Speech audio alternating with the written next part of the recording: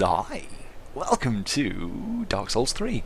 We're farming Covenant items. We're going to do all of them except the Mound Makers, which I never really looked into. Didn't seem like what I wanted to do. But first up are the Blades of Darkmoon. Now, fast travel to Anor Londo. You'll have had to pull a switch to lift this platform, and when it's up high here, turn around, drop down onto the stairs here, there we are, all the way down, and you'll see this platform out here with a sort of tower there. It's actually an invisible path you can walk across there. There's walls on the side, so you shouldn't be able to fall off until you can fall off, if that makes sense. And then just drop off, light this bonfire, and then head around here to Shorka, Walker, Blorka, something like that. You'll need to have got the Darkmoon loyalty gesture from Cirrus. Do that in front of her and she'll let you join the Blades of the Darkmoon.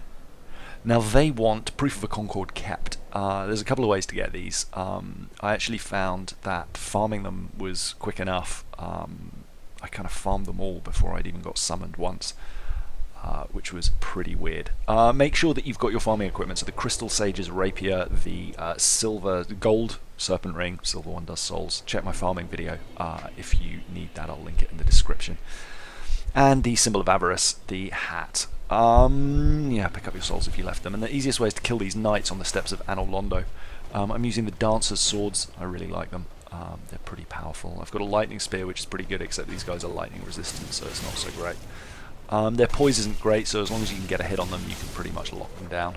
Watch your health if you're using the Symbol of Avarice. There's one proof for Concord kept. They've got, like, I don't know, it seems like a 5% drop rate if you've got all the bits and pieces. You can use coins as well, they're pretty cheap from Unbreakable Patches in the Filing Shrine, but you can see I got 2 in a row there.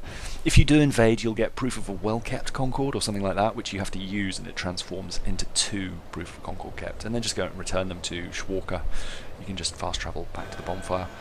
The Miracle's kind of good, it gives magic damage to the weapon, but I use the Dancer's Swords most of the time, which are magic and fire infused already, so I can't use them on that, unfortunately. The other thing it gives you is a ring, which gives you 2 extra attunement slots. The Darkmoon ring, I think it's called, there we are. So pretty useful.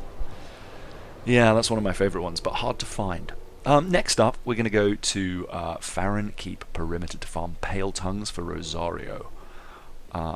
Rosaria's Fingers.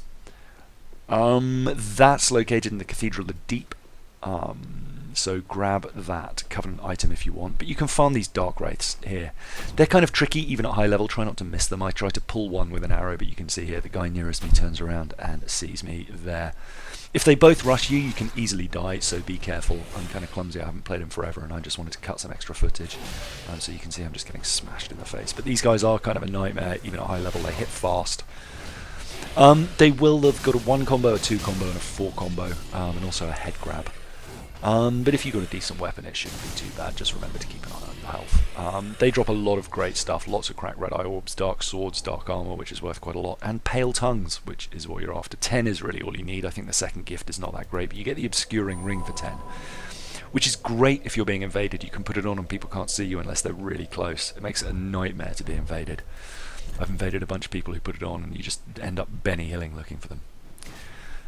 Next up, we are doing the Watchdogs of Farron.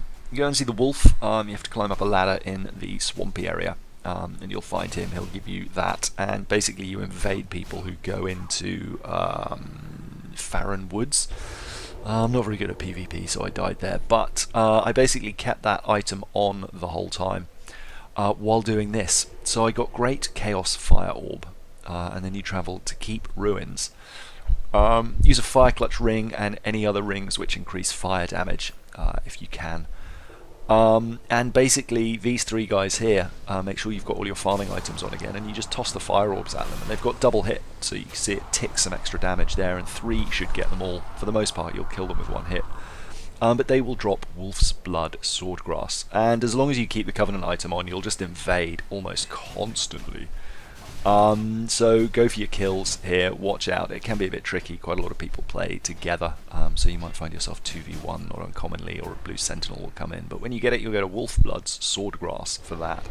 Now when you've got all 30, it's pretty good rewards. You want to head to the Old Wolf of Farron to cash those in. And here you'll get the shield, the ring, and the sword. The ring increases poise, I don't find poise that useful. The shield gives you 50 status bonus across all status effects, which is pretty nice, but again, I'm not really a big shield user. The only one I use is the one that gives you extra souls, and I tend to just keep that on my back. I'm more about dodging and rolling. Although parrying is very powerful. The sword's got a really nice weapon art as well. It's got some pretty basic attacks. I won't go into all of them. But this, kind of a double slash and then a jump back, and you can see I'll do it from the side as well. It does chomp stamina though, so be careful, and obviously you'll want some blue Estus flasks to make sure that you don't run out of blue juice. But yeah, double attack and then a leap back. It's pretty powerful. Next up, human dregs for is this human dregs? For the Aldrich Faithful. You get this is through an illusory door. We'll have a look at the end. I got pretty lucky on my invades here. I had about 3, and every time the guy died, yeah, before I got to him.